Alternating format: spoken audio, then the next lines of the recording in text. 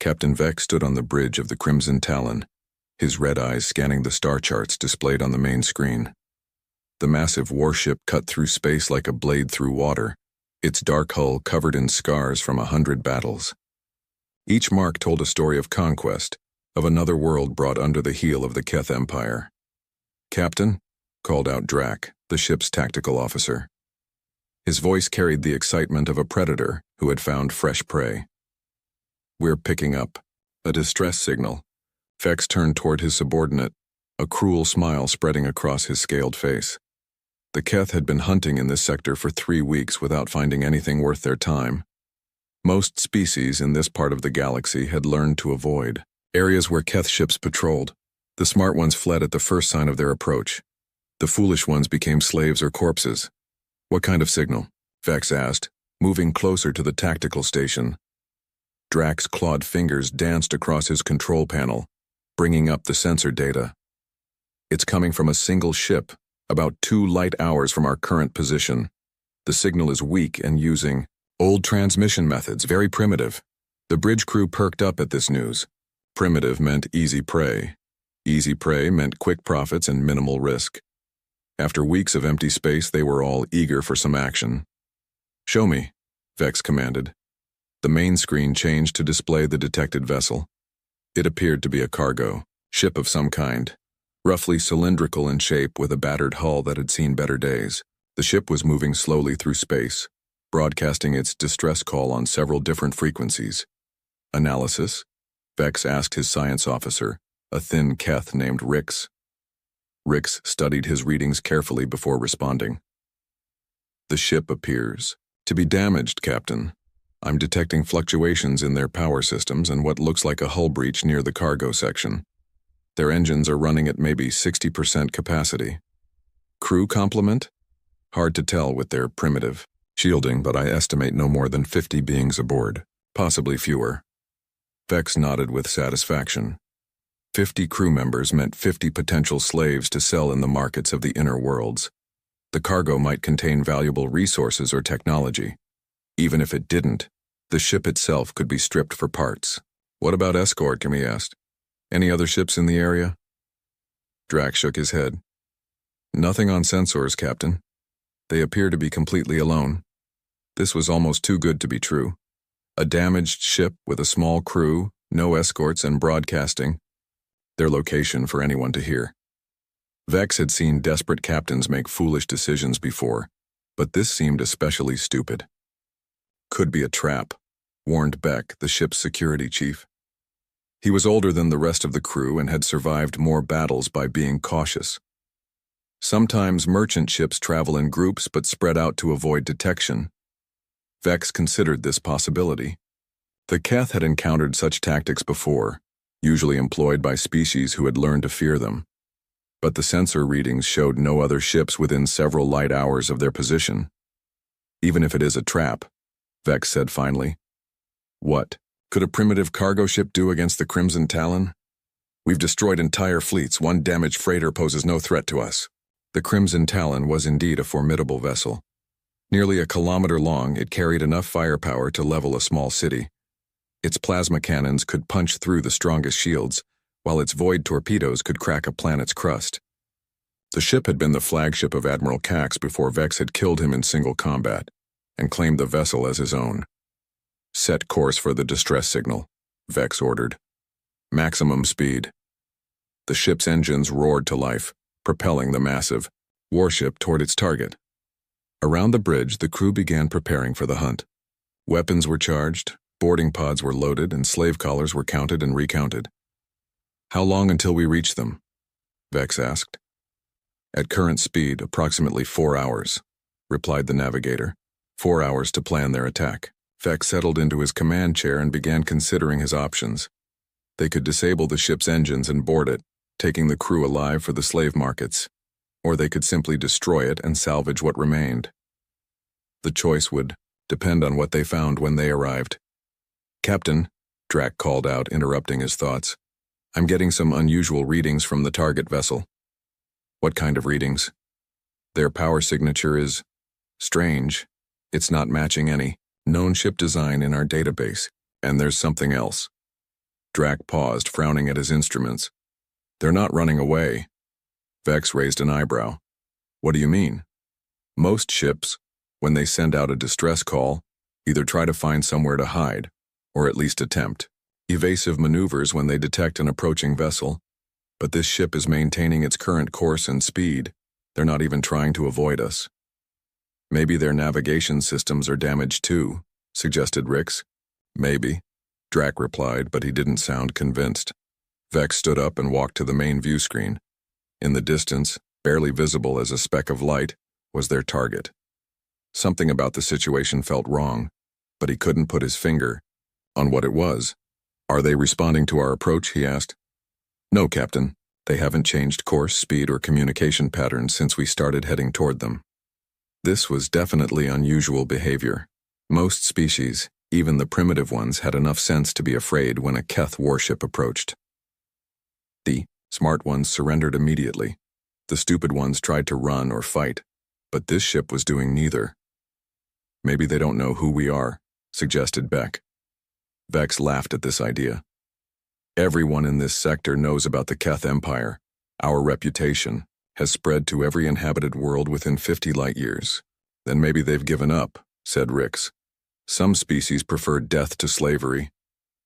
We'll find out soon enough, Vex replied. Continue approach. I want all weapons ready and boarding teams prepared. If they want to make this easy for us, who are we to complain? The Crimson Talon continued its approach, cutting through space toward the mysterious vessel. Behind them, they left a trail of conquered worlds and broken civilizations. Ahead of them waited what appeared to be another easy victory. But something about this hunt felt different. The prey wasn't behaving like prey should. It wasn't running, hiding, or fighting back. It was simply waiting. Vex had been hunting for most of his adult life, and his instincts had kept him alive through countless battles. Those same instincts were now telling him that this situation was not what it appeared to be. But the Crimson Talon was the most powerful ship in this sector. Whatever was waiting for them ahead, they could handle it, or so they thought. Captain Blake stood in the command center of the Defiance, watching the approaching alien vessel on his main screen. The ship was massive, at least 3 times larger than anything in the human fleet. Its dark hull bristled with weapon ports and armor plating that spoke of countless battles. Distance? Blake asked his tactical officer. 2 hours out and closing fast, replied Walsh, a veteran of the Mars conflicts who had seen more combat than most soldiers twice his age. They're not trying to hide their approach. Blake nodded. This was exactly what they had hoped for when they set the trap. For months, human colonies on the outer rim had been reporting attacks by unknown alien raiders. Ships would disappear, colonies would go silent, and rescue teams would find nothing but empty settlements and scorch marks. The pattern was always the same. The attackers would respond to distress calls, destroy or capture any ships they found, and take prisoners. Intelligence reports suggested the aliens were slavers, treating conquered species as property to be bought and sold. Today, that pattern would end. Status report, Blake ordered. All systems green, Walsh replied. Stealth fields are holding, steady. External appearance matches the profile of a damaged cargo vessel. The fake distress signal is broadcasting on all frequencies. The Defiance looked nothing like the warship it actually was. Special hull plating disguised its true size and shape. Holographic projectors created the illusion of damage and jury-rigged repairs. Even the power signature had been modified to appear primitive and weak. But beneath the disguise, the ship was humanity's latest and deadliest creation. Built in the secret shipyards of Europa, it represented everything humans had learned about warfare over thousands of years of conflict. Incoming transmission, announced Communications Officer Park. The alien vessel is hailing us. Put it through, Blake said. The main screen flickered, showing the bridge of the alien ship. The captain was a tall reptilian creature with red eyes and scales that looked like armor. When he spoke, his voice was harsh and filled with arrogance. Primitive vessel, you will prepare to be boarded. Surrender now and your deaths will be quick. Resist and you will suffer before you die. Blake had expected this. Intelligence reports had described similar communications from other attacks. The aliens didn't negotiate or show mercy. They simply took what they wanted. "This is Captain Blake of the UES Defiance," he replied calmly. "You have entered human space without permission and threatened a human vessel. You have 30 seconds to change course and leave this system." The alien captain's response was laughter. Cold, cruel laughter that echoed across the comm channel. "Human?" the alien said. "We have never heard of your species. No matter. You will make fine slaves for the markets of Keth Prime. Your ship will make a useful addition to our fleet." 25 seconds, Blake said, his voice still calm. "Your primitive weapons cannot harm the Crimson Talon," the alien continued. "We have conquered dozens of species across 3 star systems. Your pitiful vessel will be 20 seconds. The alien captain's expression changed slightly. He wasn't used to prey that didn't cower or beg for mercy. Most species would be pleading for their lives by now. "You do not understand," the alien said. "We are the Keth Empire. We are death itself sailing between the stars. We have turned entire worlds into ash and 15 seconds. Blake's crew watched their instruments carefully. The alien ship was still approaching at maximum speed, showing no signs of changing course. Weapon signatures were building as they prepared to fire. 10 seconds. "Your bravery is admirable but foolish," the alien captain said. "Very well. If you choose death over slavery, we will grant your wish." 5 seconds. The alien ship's weapons were now fully charged. Plasma cannons swiveled toward the Defiance and torpedo tubes prepared to fire. On the alien bridge, the captain raised his hand to give the attack order. "Time's up," Blake said quietly. He turned to Walsh. "Show them what a human warship looks like." Walsh's hands moved across his control panel with practiced precision. Dropping stealth fields, revealing primary systems, all weapons coming online. The transformation was incredible to watch. The battered cargo ship that had been limping through space suddenly began to change. Hull plates slid aside to reveal massive weapon arrays. Armor sections extended and locked into place. The ship's true size became apparent as hidden sections deployed. Most shocking of all were the weapons themselves. Where other species used energy beams and explosive projectiles, humanity had weaponized physics itself. Rail guns that could accelerate projectiles to incredible speeds. Gravitational manipulators that could crush a ship from within. Quantum torpedo systems that could ignore shields entirely.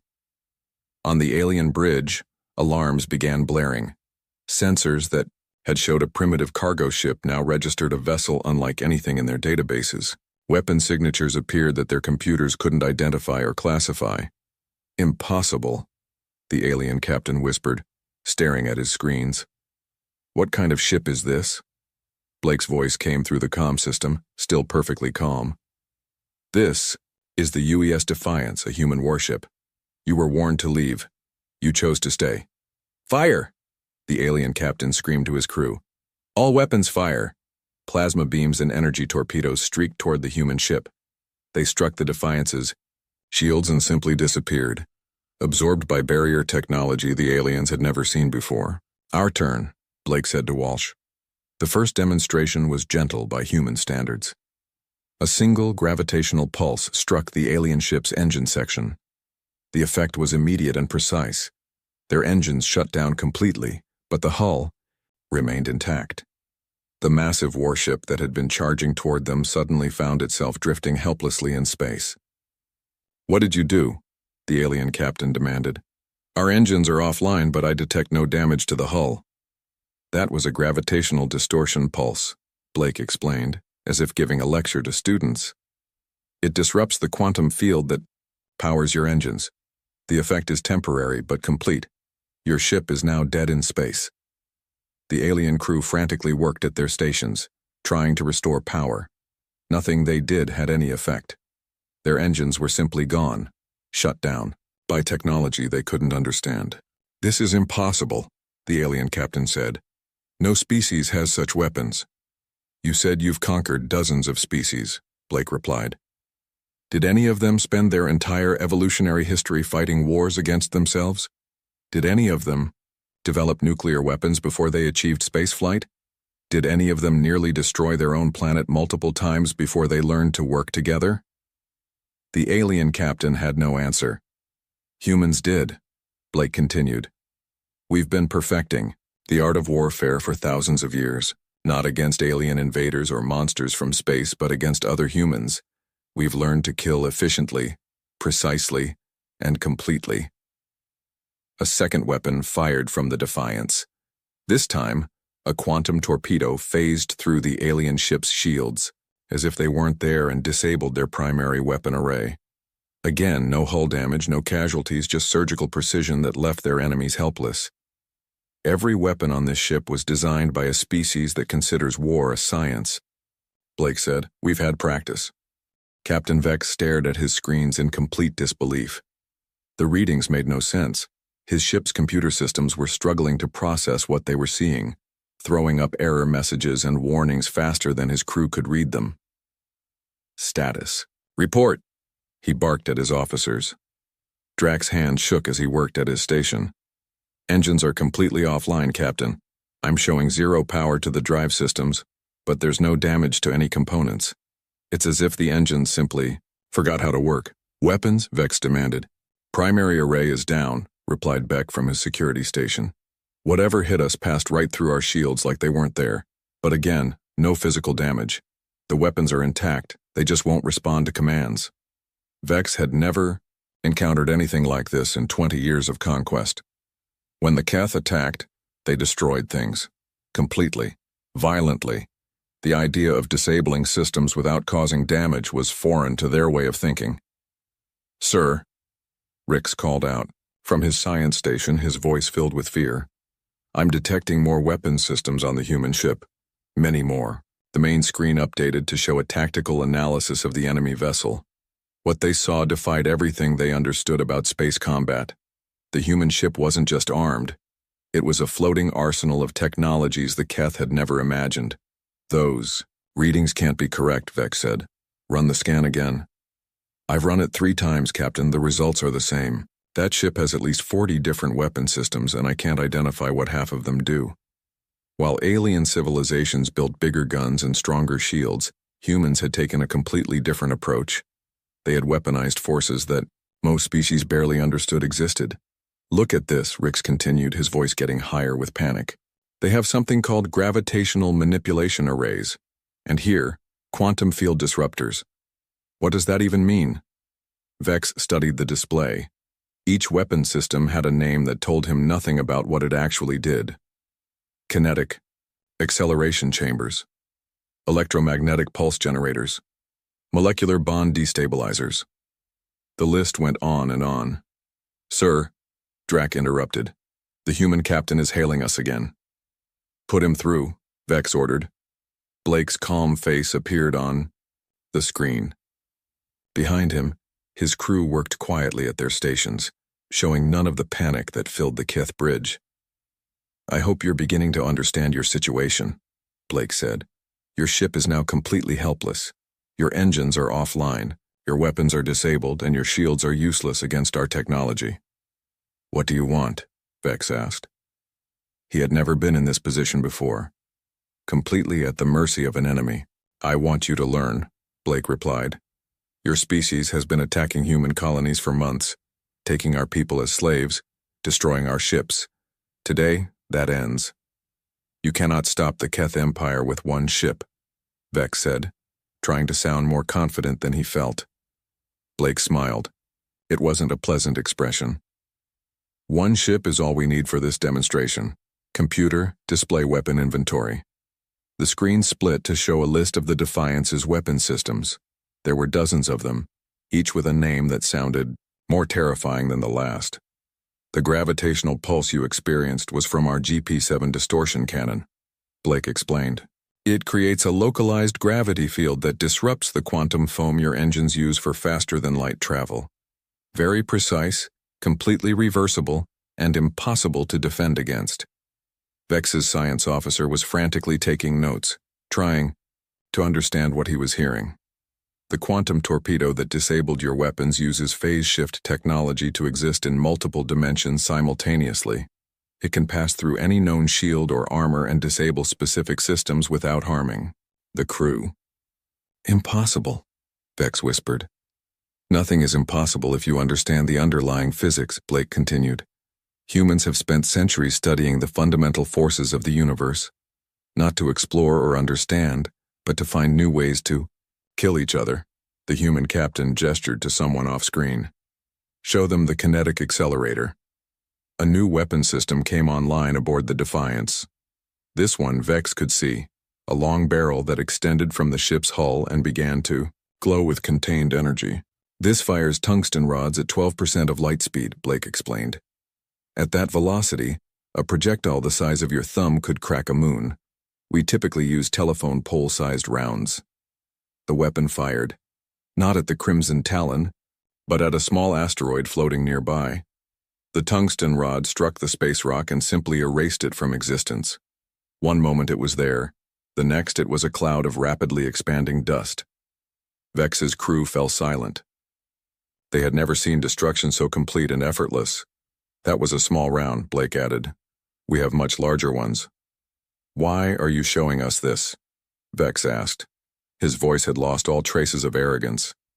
Because your empire needs to understand what it's facing, Blake replied. Humans didn't develop these weapons to fight aliens. We developed them to fight other humans. Do you know what that means? Vex shook his head. It means we're very, very good at it.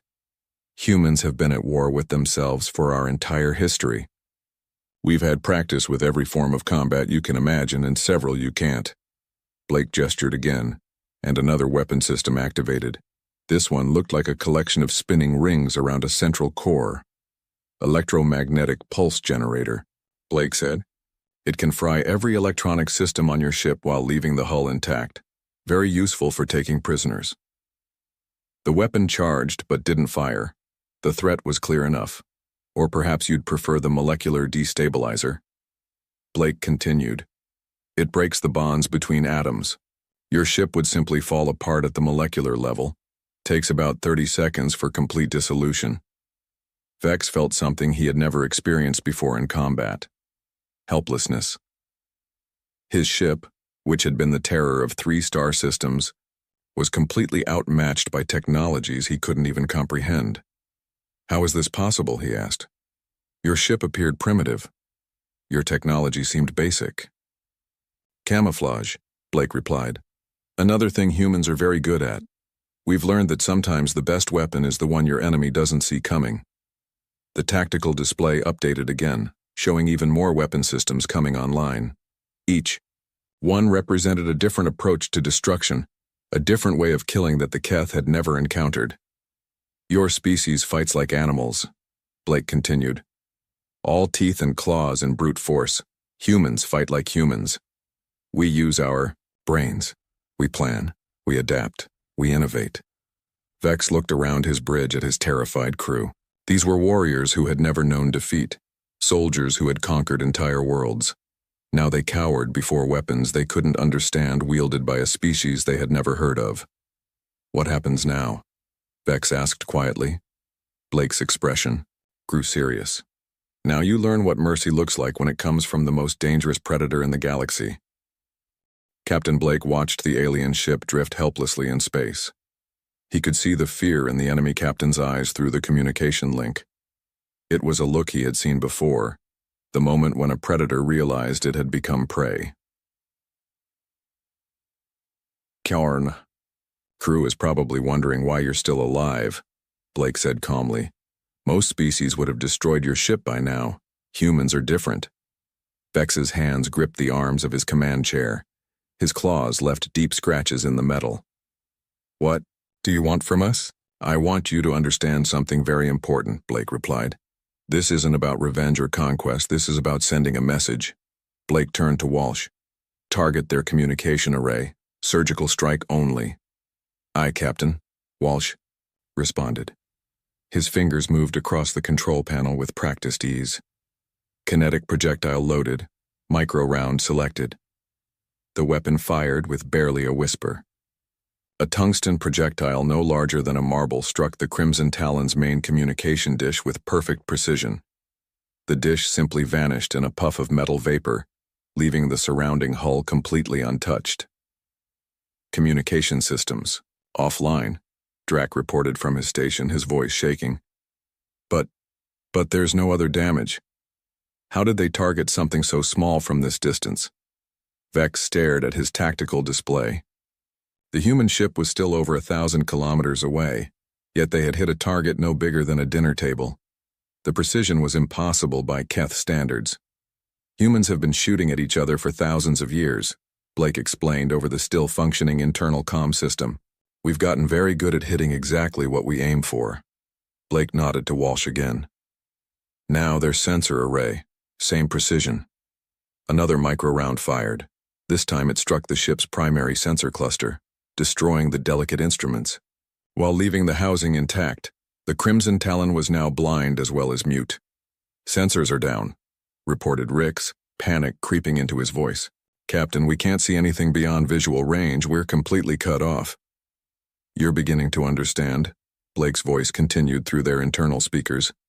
Every shot I take is exactly where I want it. Your ship has over 3,000 critical systems. I can disable any of them individually or all of them at once. To demonstrate his point, Blake ordered another series of precise strikes. The shield generators went next, followed by the backup power systems, then the artificial gravity controls.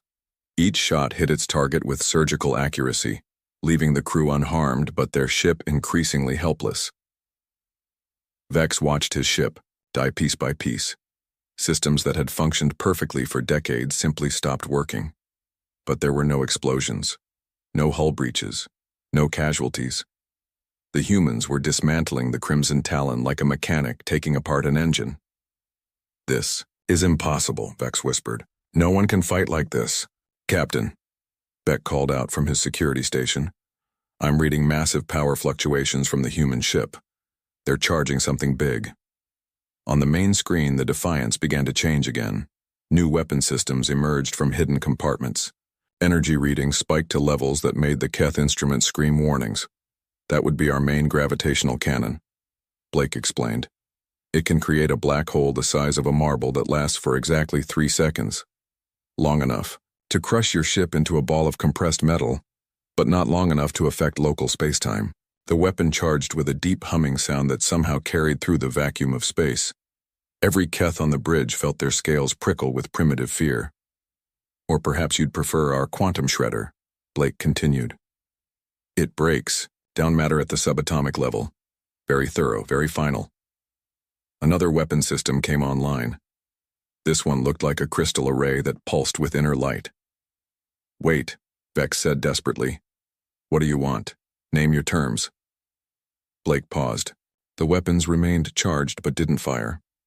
I want you to listen very carefully to what I'm about to tell you. Your species has been raiding human colonies for months, taking our people as slaves, destroying our ships. You think this makes you strong? We are strong, Vex protested weakly. The Keth Empire has conquered dozens of species. No, Blake replied. You've bullied weaker civilizations.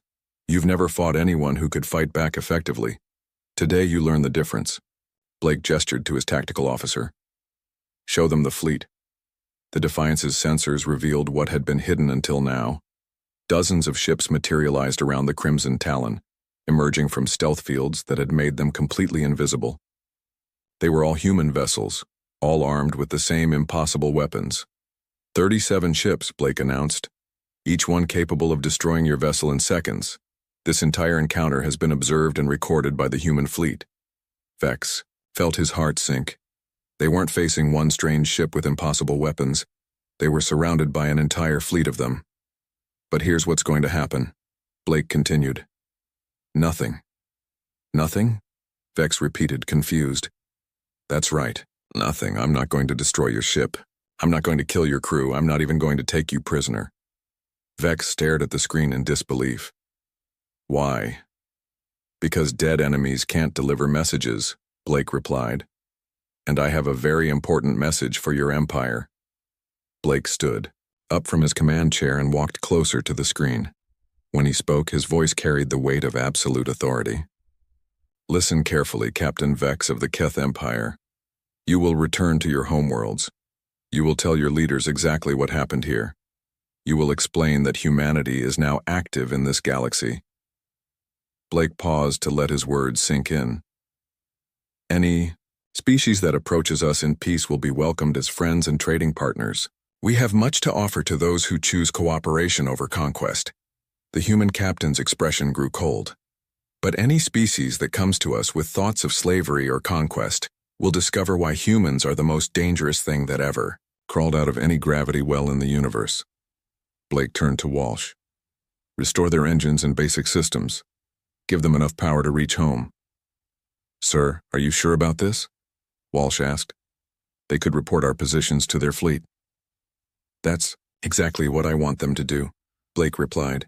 The more their empire knows about human capabilities, the less likely they are to make the mistake of challenging us. Power began returning to the Crimson Talon systems. Not all of them, and not at full capacity, but enough to limp home. The crew worked frantically to restore basic functions. Captain Vex, Blake said as the communication link prepared to close. You've seen what one human ship can do. Imagine what 1,000 can do. Imagine what 1,000,000 can do. Blake smiled, and it was not a pleasant expression. Your empire has two choices. Learn to coexist peacefully with humanity, or learn why we spent 10,000 years perfecting the art of war. The communication link closed, leaving the Keth crew alone with their thoughts and their crippled ship. 3 weeks later, Captain Vex sat in the Grand Council chamber of Keth Prime, facing the most powerful beings in the Empire. The High Council consisted of 12 ancient Keth who had ruled for centuries, their scales darkened with age and their eyes sharp with intelligence. They had built their empire through conquest and fear, and they did not like what they were hearing. Explain this again, demanded High Counselor Thex, his voice echoing through the chamber. You claim that a single primitive ship defeated the Crimson Talon? Vex had been dreading this moment since his ship limped back to port. The story sounded impossible even to him, and he had lived through it. But the evidence was undeniable. His ship bore the precise scars of weapons that defied understanding. Not defeated, Counselor, Vex replied carefully. They chose not to destroy us. Every action they took was calculated and precise. They could have killed us all in seconds, but they wanted us alive to deliver their message. Messages are for diplomats, sneered Counselor Zek from her seat. Warriors settle disputes with weapons. These humans are both, Vex said. They showed me weapons that turned warfare into a science. They spoke of treaties and trade, but their ships could crack planets. The council chamber fell silent. For 500 years, the Keth Empire had been the dominant force in this region of space.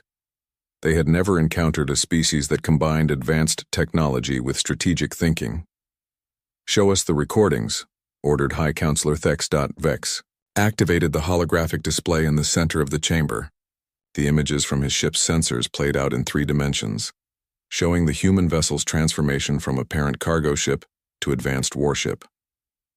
The council watched in growing concern as weapons emerged that their scientists couldn't identify.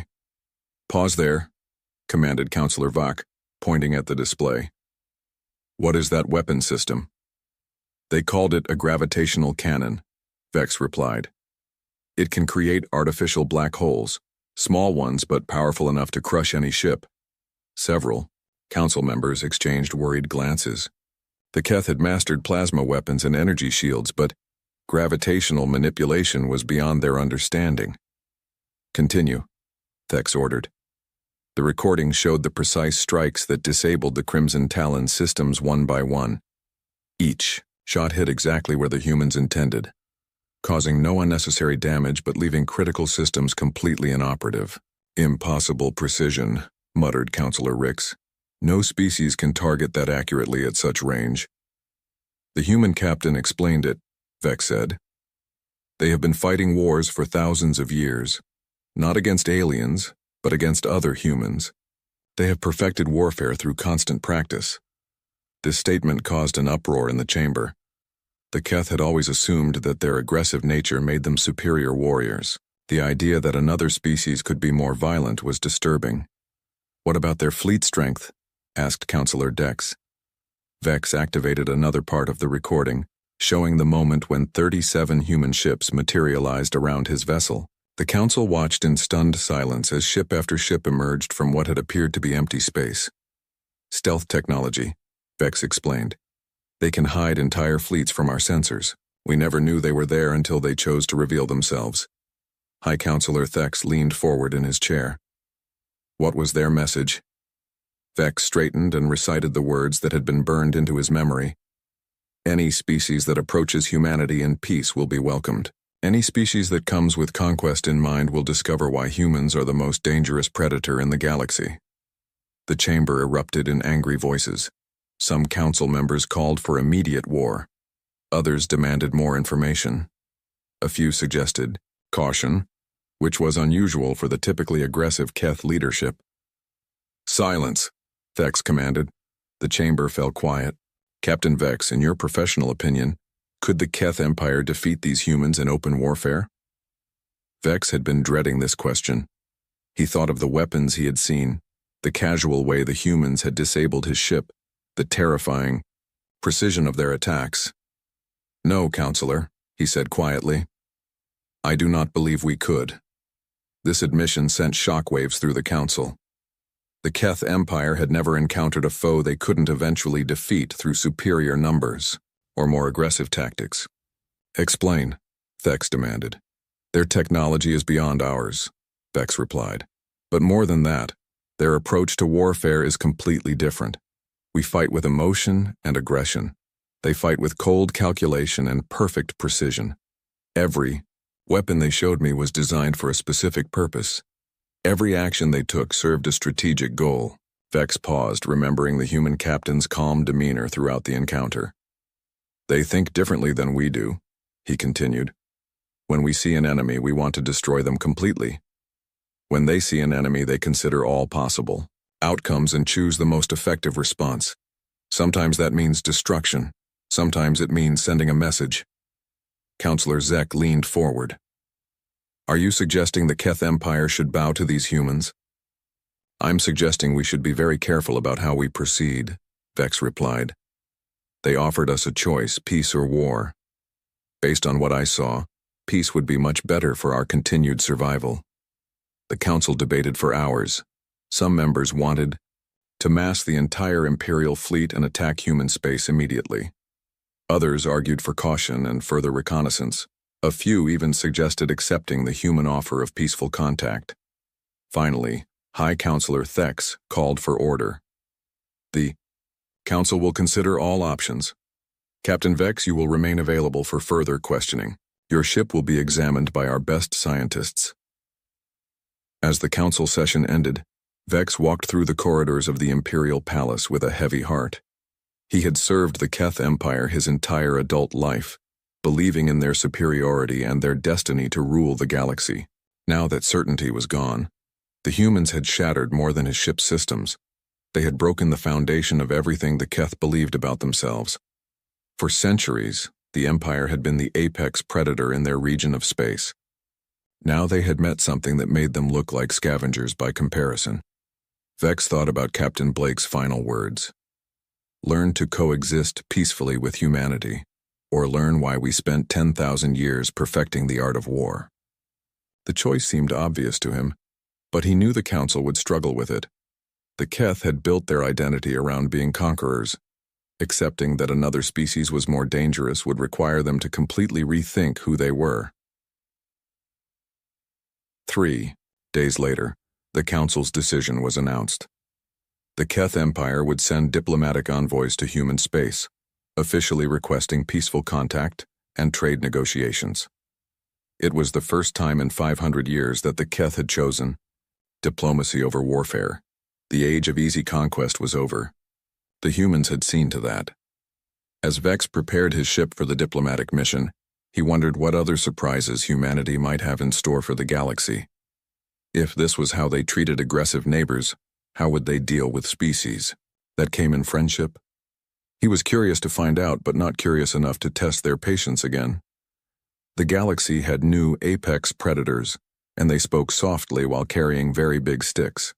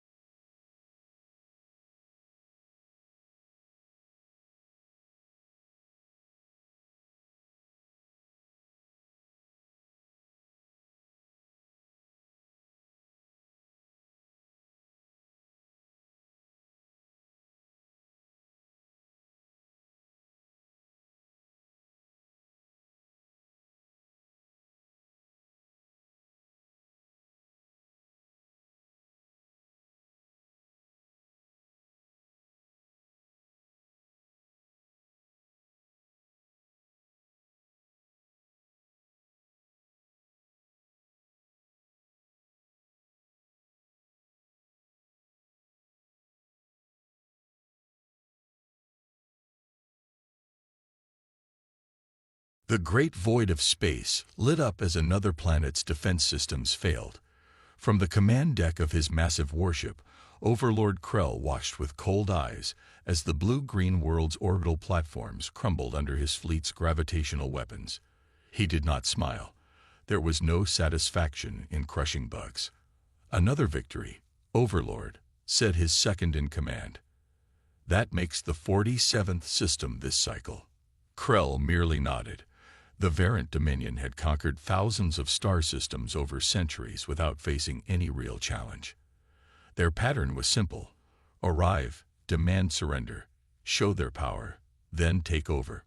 Most worlds gave up after the first demonstration. Those that didn't were made examples of. "Prepare the integration teams," Krell ordered, "and set course for the next system, the Sol system, Overlord, with the species called humans." "Yes, our scouts report primitive technology. Though they have achieved basic space travel, they will fall like all the others." Jack Mason stared out the viewport of the UES Defiant as Earth grew smaller behind them. At 42, his dark hair was starting to gray at the temples, but his eyes remained sharp and alert. After 20 years in the United Earth Space Force, this was his first command of a ship this important. "Captain, all systems are running at optimal levels," said the ship's AI system, VGJ, its calm voice filling the bridge. "Thank you, VGA," Mason replied, turning to face his crew. "How's our new drive holding up, Reed?" Engineer Talia Reed looked up from her station, pushing a strand of red hair from her face. "The experimental drive is stable, Captain, but I still don't trust it for more than a few light jumps without maintenance." Mason nodded. The Defiant was Earth's newest warship, built with technology the humans had developed on their own, plus some reverse-engineered from pieces of alien ships found over the years. It was the pride of the fleet, but still untested in real combat. "Lieutenant Bell, how are our weapons systems?" Mason asked. Marcus Bell, a young officer with steady hands and a calm demeanor, tapped at his console. "All weapons ready, sir. The new pulse cannons are charged at 100%. "And our guest?" Mason asked, turning to the final member of his bridge crew. Dr. Emma Wilson, the ship's xenobiologist, looked up from her datapad. "Still unconscious, Captain. The medical bay is keeping him stable, but I can't say when he'll wake up." Their guest was the reason for their mission. 3 days ago, a small alien ship had crashed on the moon. Inside was a badly injured alien, the first confirmed contact with intelligent life from beyond the solar system. Before falling unconscious, the alien had managed to transmit a single message: "They are coming. The Variant. Run." Earth's governments had argued for days about what to do. Some wanted to prepare for war, others for surrender, still others claimed it was all a trick. In the end, they decided to send the Defiant to the edge of the solar system to investigate. "Captain," VGA's voice broke into Mason's thoughts, "I'm detecting an anomaly at the edge of the system, just beyond Pluto's orbit." "On screen," Mason ordered. The main view screen flickered to life, showing empty space. Then a swirl of light appeared, growing larger. "Some kind of portal, sir," Bell said, his voice tight. "I've never seen anything like it." "Dr. Wilson." Mason turned to the scientist. She shook her head, eyes wide. "This matches nothing in our databases, Captain, but the energy readings are off the charts." The swirling light expanded, and then ships began to emerge. First one, then 5, then dozens. They were massive, sleek vessels with designs unlike anything humans had built, all curves and flowing lines, as if grown rather than constructed. "VEGA, count those ships," Mason ordered, his mouth suddenly dry. "I am detecting 76 large vessels and 143 smaller craft, Captain. Based on their size and energy signatures, they appear to be warships." The bridge fell silent. Earth's entire fleet consisted of just 31 ships, most of them smaller than the Defiant. "Orders, sir," Bell asked quietly. Mason took a deep breath. "Keep us at this distance. Let's observe for now." Reed, make sure our stealth systems are at maximum. Already on it, Captain. As they watched, the alien armada arranged itself into a perfect formation and began moving toward the inner solar system, toward Earth. The ship's communication system suddenly came to life with a weak transmission. This is refugee ship Talmer, to Earth vessel. The Variant have arrived. Must warn, never surrender. That's coming from our medical bay, Reed said. The aliens awake. Dr. Wilson, get down there, Mason ordered. Find out everything you can. 10 minutes later, Dr. Wilson's face appeared on the bridge screen, her expression grim. Captain, our guest is named Kelvar. His world was conquered by the Variant 3 months ago. He says they've taken over thousands of star systems without ever losing a battle. What do they want? Mason asked. Everything. Resources, technology, labor. They consider all other species inferior. They offer surrender before attacking, but the terms are always the same: complete submission or complete destruction. Mason looked back at the screen showing the approaching armada. How do they do it? How have they never been defeated? Their weapons manipulate gravity itself, Wilson explained. They can crush warships, defense stations, even city shields from a distance. No known species has found a defense against it. Captain, VEGA interrupted. The alien fleet has accelerated. At current speed, they will reach Earth in approximately 72 hours. Mason stood up, his decision made.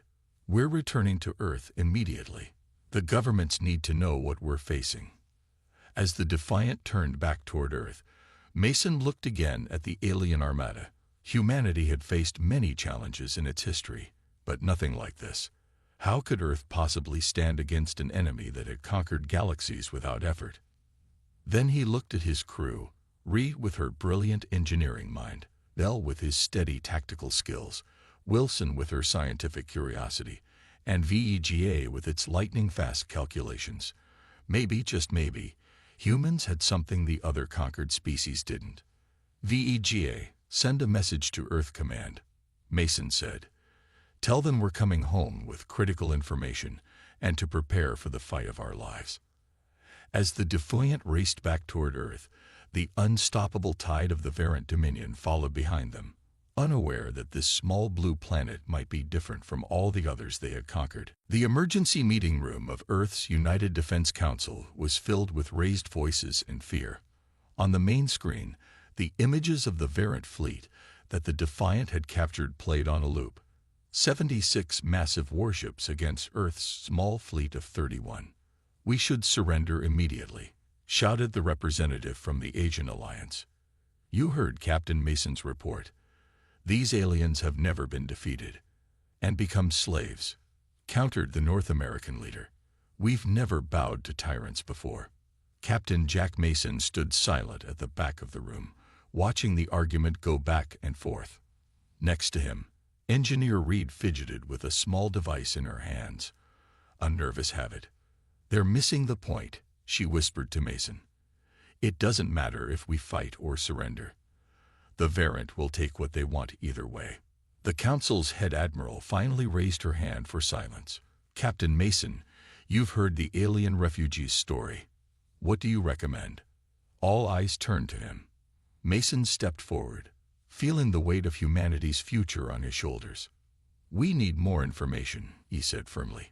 The Defiant can approach the Variant fleet and attempt communication. Maybe we can negotiate better terms than other species have received. Or at least buy us some time to prepare, Reed added. After more heated debate, the Council agreed. The Defiant would make first contact while Earth prepared whatever defenses it could. 12 hours later, the Defiant waited at the edge of the asteroid belt. The massive Variant fleet had stopped there, as if taking time to study the inner planets. VEGA, are you detecting any communications from their fleet? Mason asked. Yes, Captain.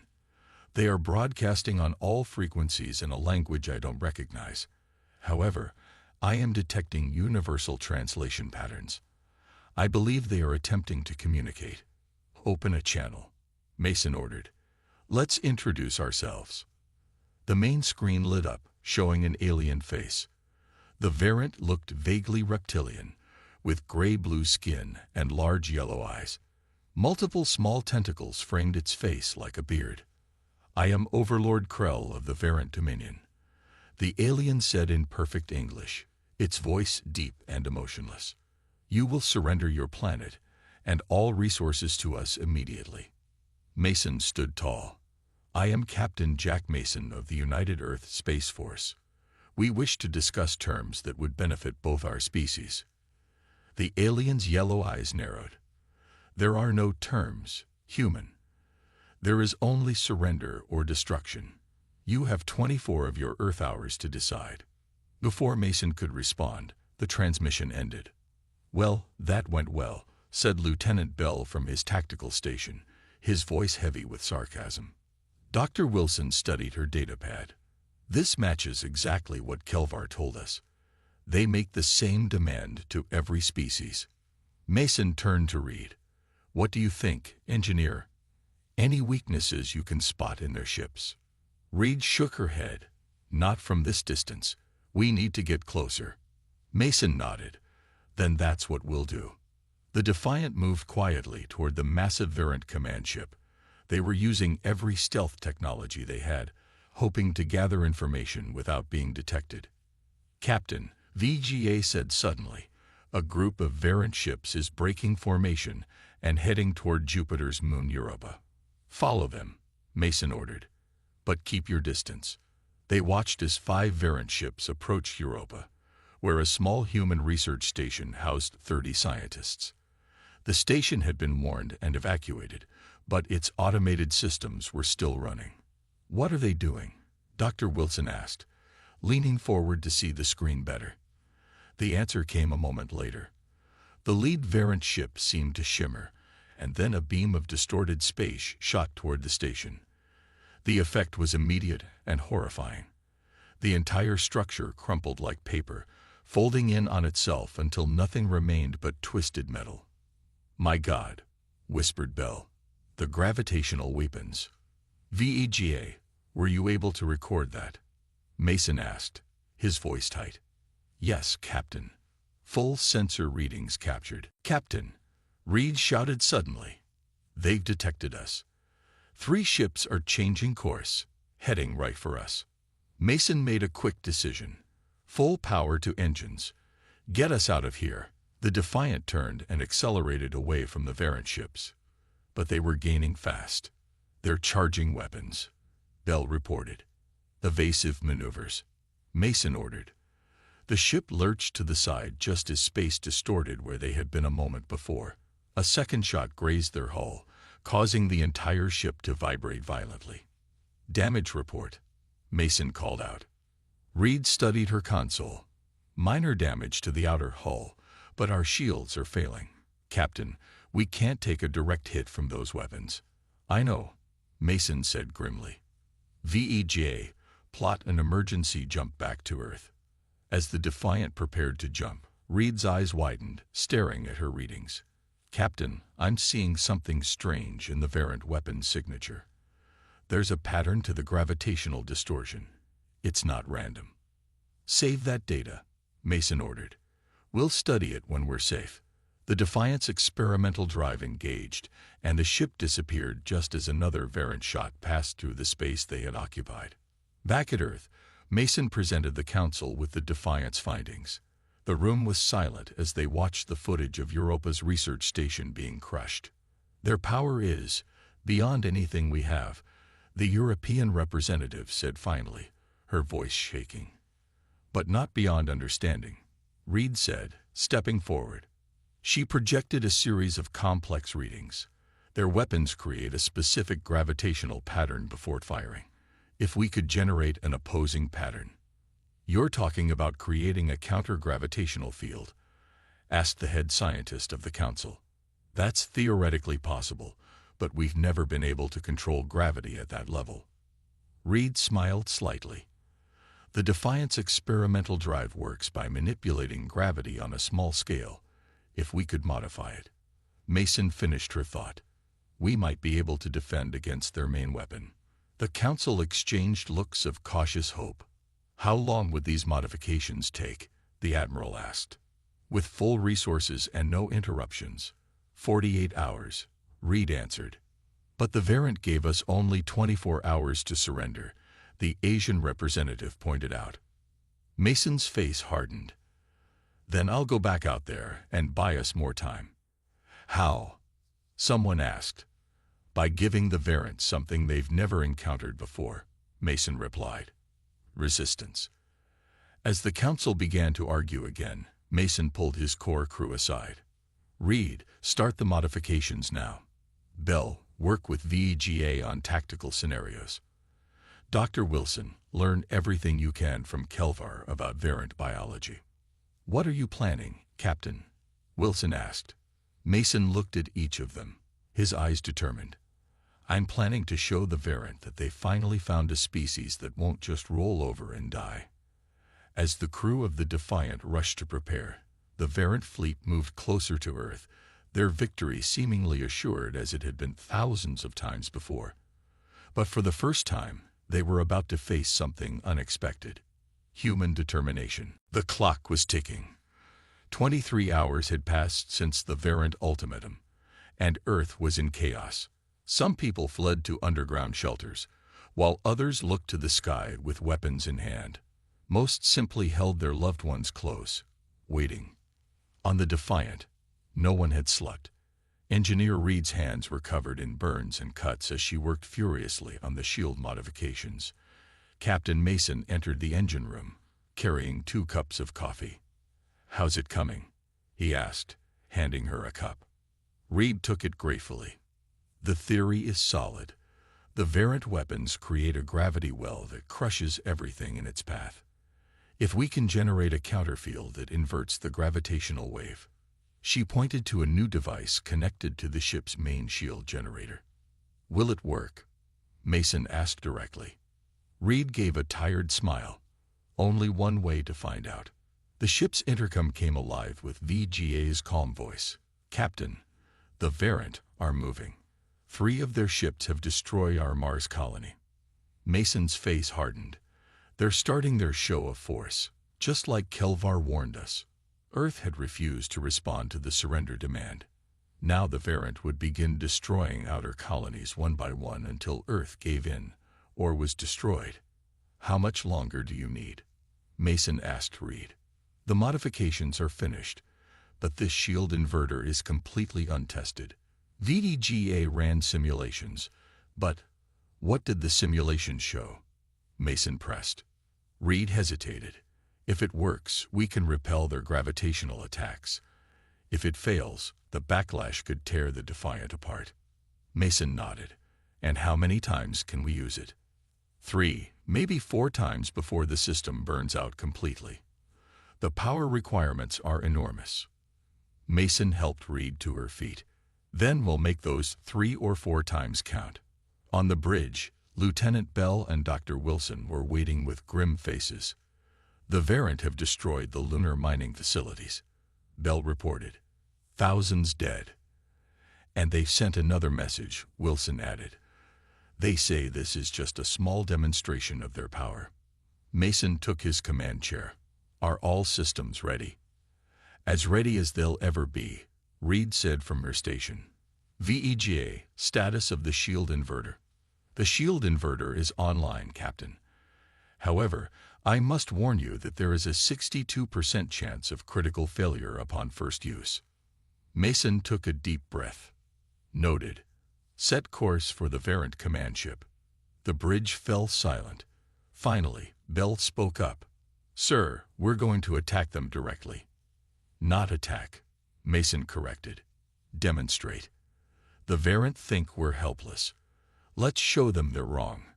As the Defiant broke orbit and accelerated toward the variant fleet, Mason addressed the crew through the ship-wide comm. This may be the most important mission any human ship has ever undertaken. We face an enemy that has never known defeat. But today, that changes. Today, we show them that humans don't surrender easily. On the bridge of his massive command ship, Overlord Krell was surprised when his second-in-command reported a single Earth vessel approaching.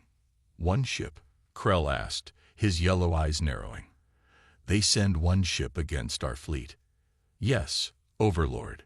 It appears to be the same vessel that observed us at Europa." Krell made a sound that might have been laughter. "These humans are either very brave or very stupid. Bring it on screen." The image of the Defiant appeared, small and seemingly fragile against the backdrop of space. "Open a channel," Krell ordered. "I wish to speak to these fools before I destroy them." Captain Mason's face appeared on the screen. "This is Captain Jack Mason of the UES Defiant." "Captain Mason," Krell said with cold amusement, "you have ignored our ultimatum. Now you approach our fleet with a single ship. Explain this behavior." "I've come to negotiate," Mason replied calmly. "The time for negotiation has passed," Krell said. "Your colonies are already burning. Soon your homeworld will follow." "Before you continue," Mason said, "I thought you might want to see something." He nodded to someone off-screen. Krell gestured to his weapons officer. "Enough of this. Target their ship with a low-power gravitational pulse. Let them feel what awaits their planet." The Variant weapons officer obeyed, sending a gravitational beam toward the human ship. What happened next made every Variant on the bridge freeze in shock. The beam hit the Defiant and bounced back. The Variant ship shuddered as its own gravitational attack was reflected back, damaging one of its weapon arrays. "Impossible," Krell roared. "No species has ever deflected our weapons." On the Defiant, the bridge crew cheered as the shield inverter worked perfectly. "It worked," Reed shouted, checking her readings. "Shield inverter at 78% capacity after one use. 2 or 3 more shots before burnout," Mason noted. "Let's make them count. Bell, target their damaged weapon array. Fire pulse cannons." The Defiant's main weapons fired, striking the already damaged section of the Variant ship. It wasn't enough to destroy the massive vessel, but it caused visible damage. "Captain," VEGA reported, "the Variant fleet is repositioning. 12 ships are moving to surround us." Mason smiled.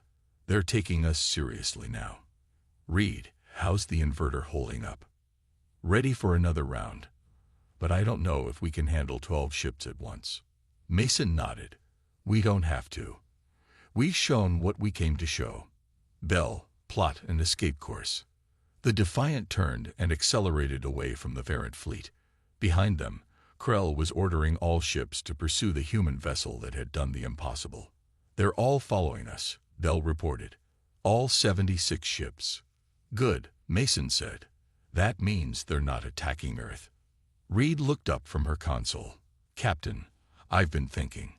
The shield inverter works, but it has limited uses. If we could find a way to amplify the effect." "What are you suggesting?" Mason asked. "Our experimental drive works by manipulating gravity. If we could modify it to produce the same kind of inversion effect, but on a larger scale, we could create a weapon against their entire fleet," Mason finished. "It's risky," Reed warned. "We'd essentially be overloading the drive. It could destroy us in the process." Mason looked at his crew. Reed with her brilliant mind, Bell with his steady hands, Wilson with her scientific curiosity, and VEGA with its perfect calculations. Then he thought of Earth, waiting, hoping.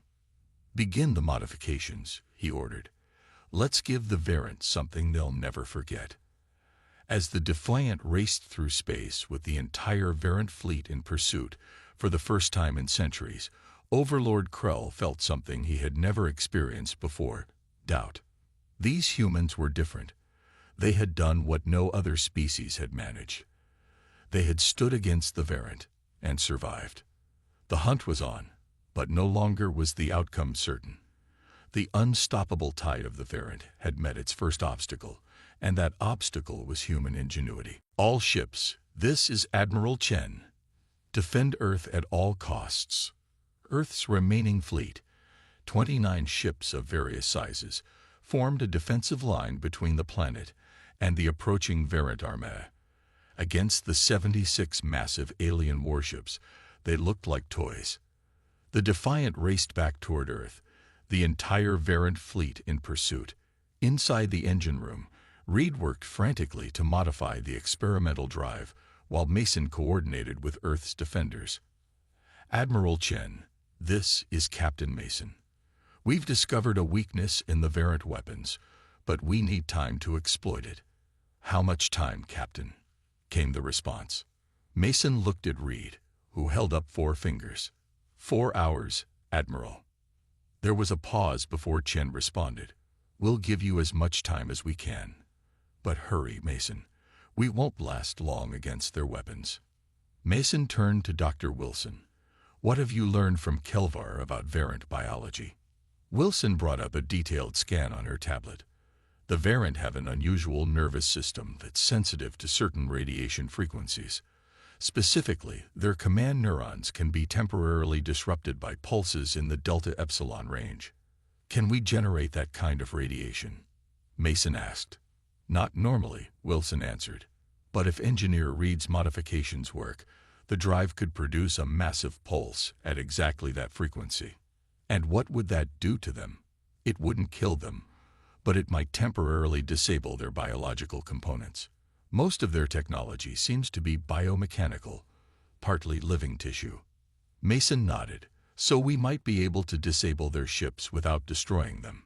In theory, yes, Wilson confirmed. But we have to get close, very close, to their command ship for the pulse to affect their entire fleet. Their ships are networked together. Lieutenant Bell spoke up from his tactical station. Captain, the first Variant ships are engaging Earth's fleet. The main screen showed the desperate battle beginning. Earth's ships fired everything they had, but their weapons barely scratched the Variant vessels. Then the aliens responded with their gravitational weapons. 2 human ships crumpled instantly. We need to draw their fire away from Earth, Mason said. VEJ, plot a course through the Variant fleet. We'll make ourselves the target. That's suicide, Captain, Bell protested. Not if we use the shield inverter, Mason replied. How many charges do we have left, Reed? Just 2, she answered without looking up from her work. And the second one will probably burn out the entire system. Then we'll make them count, Mason decided. Bell, take us in. Full speed. The Defiant raced toward the battle, its engines straining. As they approached, Mason broadcast on all frequencies. This is Captain Mason of the UEAS, Defiant to Overlord Krell. We're the ones you want. Come and get us. The tactic worked. Several Variant ships broke off their attack on Earth's fleet and turned toward the Defiant. They're taking the bait, Bell reported. 6 ships heading our way. Get ready with the shield inverter, Mason ordered. The first Variant ship fired its gravitational weapon. The Defiant's shield inverter activated, reflecting the attack back. The alien ship shuddered as its own weapon struck it. Inverter at 45% capacity, Reed reported from engineering. 1 more shot, Captain, then we're defenseless. Make it a good one, Mason replied.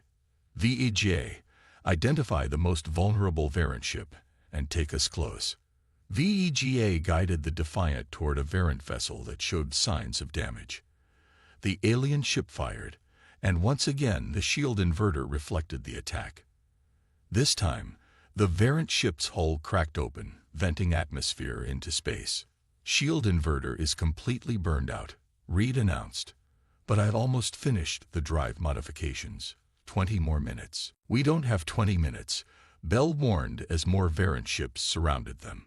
The Defiant shook violently as a glancing hit from a gravitational weapon damaged its port side. Hull breach in sections 12 through 15, VEGA reported. Emergency bulkheads holding. Another hit rocked the ship. Engine power dropping, Bell called out. We can't take much more of this. Mason made a quick decision. VEGA, set a course for Saturn's rings. We'll use them for cover while Reed finishes the modifications. The Defiant turned and accelerated toward Saturn, taking more hits as it fled. Pieces of the hull were torn away. But the ship kept going. "Captain," VEGA said suddenly, "I'm detecting a massive energy buildup in 3 Variant ships. They appear to be combining their gravitational weapons for a single powerful shot." "Evasive maneuvers," Mason ordered. The Defiant swerved, but the massive gravitational beam caught the ship's rear section. The entire vessel shuddered and alarms blared everywhere. "Direct hit to the engine section," VEGA reported. "Critical damage to all systems." In engineering, Reed was thrown across the room as consoles exploded around her. Lieutenant Bell raced to help her, pushing aside fallen debris. "Reed, are you okay?" She nodded weakly, blood trickling from a cut on her forehead. "The drive modifications, almost complete, but the control systems are damaged. Someone needs to manually connect the final circuits." Bell looked at the exposed drive core, now pulsing with dangerous energy. "Where?" Reed pointed to a small access panel near the core. "In there, but the radiation levels are lethal. Whoever does it won't survive." Bell nodded grimly. "Get back to the bridge. Tell the captain I've got this." "Bell, no. Go," he ordered, already moving toward the access panel. "This is our only chance." On the bridge, Mason watched helplessly as Earth's fleet was being decimated. Only 7 ships remained, and they were falling quickly. Reed stumbled onto the bridge, her face streaked with blood and tears. "Reed, what happened? Where's Bell?" He's connecting the final circuits manually," she said, her voice breaking. "The radiation will kill them, but it was the only way." Before Mason could respond, the ship lurched as the experimental drive surged with power. "Captain," VGA announced, "Lieutenant Bell has successfully completed the modifications. The drive is ready to generate the radiation pulse, but we must get closer to the Variant command ship for maximum effect." Mason closed his eyes briefly, honoring Bell's sacrifice. Then he looked at his remaining crew. "Let's make sure his sacrifice wasn't in vain." VEGA set a direct course for Krell's command ship. Full remaining power, the damaged Defiant turned and accelerated toward the massive Variant command ship at the center of the fleet. More hits landed, tearing away at what remained of the human vessel. On the Variant command ship, Overlord Krell watched the approaching human vessel with growing concern. Why would the damaged ship head directly toward them? What were these humans planning? "Overlord," his second-in-command said nervously, "the human ship is on a collision course. Their engines are showing unusual energy readings." For the first time in his long life, Krell felt fear. "Destroy them," he roared. "All ships, focus fire on that vessel." The Defiant was now barely holding together, systems failing throughout the ship. But it kept moving forward, straight toward the heart of the Variant fleet. "Distance to target?" Mason asked, gripping his chair as the ship shook around him. 5,000 kilometers in closing, VEGA reported. "We need to be within 1,000 kilometers for maximum effect." Reed looked up from her console. "Captain, we won't survive another direct hit." Mason nodded. "I know, but neither will they." As the Defiant closed in on its target, the entire crew braced for what might be their final moments, and humanity's last hope. The Defiant was barely recognizable as a ship anymore. Its hull was torn open in dozens of places, with emergency force fields the only thing keeping atmosphere inside. Systems failed one after another as the damaged vessel pushed toward the Variant command ship. Hull integrity at 23%, VEGA reported. Life support failing in all sections except the bridge. Captain Mason looked at his remaining crew. Dr. Wilson worked frantically to treat Reed's injuries, while still monitoring the alien data. Reed herself had managed to create a makeshift control panel for the modified drive, her hands moving quickly despite her injuries. "Distance to target?" Mason asked. 2,000 kilometers in closing, VEGA answered. "Variant ships are converging from all directions." The main screen showed the massive Variant command ship growing larger as they approached. Around it, dozens of other alien vessels moved to intercept the Defiant. Mason opened a channel to the Variant command ship. Overlord Krell, this is Captain Mason. After a moment, Krell's reptilian face appeared on screen. His yellow eyes were narrowed with both anger and confusion. You are beaten, human, Krell said. Your ship is falling apart. Your planet's defenses are crushed. Why do you continue this pointless resistance? Mason smiled slightly. Because that's what humans do. We don't surrender, even when all hope seems lost. I'm giving you one chance, Krell. Leave our system now and never return. Krell made a sound that might have been laughter. You offer me terms, when you are moments from destruction. Your species' arrogance is remarkable. Not arrogance, Mason replied calmly. Hope, something your people seem to have forgotten after conquering so many worlds without resistance. Mason nodded to Reed, who continued working on the drive controls. You have nothing to hope for, Krell insisted. My fleet will destroy your ship, then your planet. This is inevitable. Nothing is inevitable, Mason answered. That's another thing about humans. We make our own fate. He cut the transmission and turned to Reed. Status of the drive. Ready, Captain, she said. But we need to get closer. At least 1,000 kilometers. The ship shook violently as another gravitational beam struck its side. That was close, Wilson said, steadying herself against a console. Too close. One more direct hit and we're finished, Reed added. Mason nodded grimly. VAGA, all remaining power to engines and forward shields. Give us everything we've got. Acknowledged, Captain. The Defiant surged forward, engines glowing dangerously bright as they pushed beyond safe limits.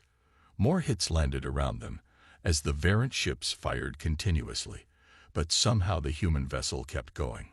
1,500 kilometers, VEGA reported. Another hit tore off part of the ship's starboard section.